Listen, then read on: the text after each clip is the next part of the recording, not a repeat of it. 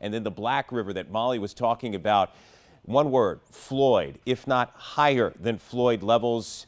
Get out is the message from emergency officials there. I would echo those sentiments in the lower portions of the Black River Basin. Major impacts underway and set to continue at least into the weekend, if not early next week.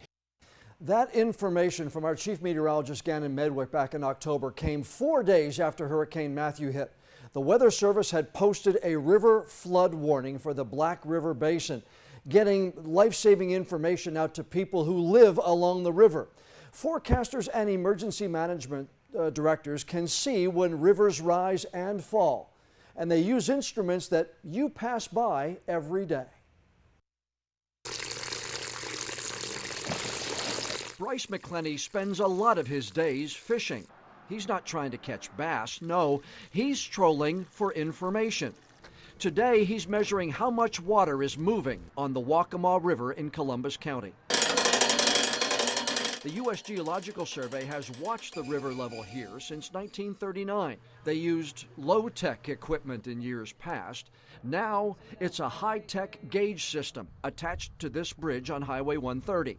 It measures the river level every 15 minutes. It's a simple radar sensor. It just shoots until it hits water, and then it bounces a signal back and uses speed of sound to determine the distance. And it's knowing the volume of water and how fast that water is moving past a given point that's important. And that's the information that the National Weather Service uses to actually develop their river forecasts and flood forecasts. You don't need to know what the river level is at your house right after the flooding's there. You need to know what's coming beforehand, so you can get out.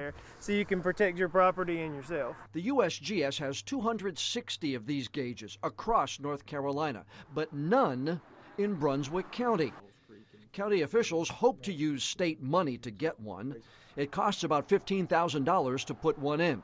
Possible sites? Waterways along River Road, the Caw Swamp area in Carolina Shores, downstream in the Waccamaw River. Weather Service gets data from other points along the Waccamaw River, and they track it down.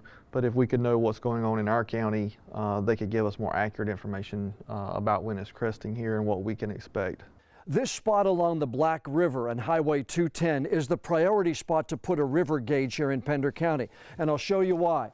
Take a look at the water level mark there. That's how close the floodwater came to going over this bridge after Hurricane Matthew. Tom Collins asked the USGS to move a temporary gauge to this spot in October after Matthew came through. A gauge upstream in Duplin County showed the river there had already started to rise. The gauge here confirmed when all that excess water began to arrive. It put us in a response mode that we actually moved resources forward here, had a staging area at Blueberry Road, and had assets in place to start getting people out. You think it saved lives? Oh, I know it did. Crews had to use helicopters to rescue 22 people from the Black River flooding. Pender County is now budgeting to buy a permanent river gauge for this bridge.